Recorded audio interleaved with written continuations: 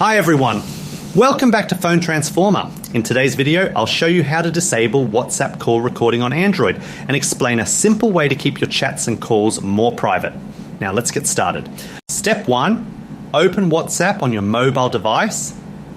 Make sure you're signed into your account and have a stable internet connection. Step 2, go to the chat or conversation where you want to make changes. This is where you can manage privacy settings for that specific contact.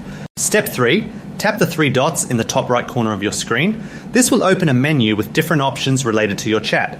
Step 4, select disappearing messages from the list. This feature allows your messages to automatically delete after a set period, improving your privacy. Step 5, choose a time duration for the disappearing messages, such as 24 hours, 7 days, or 90 days.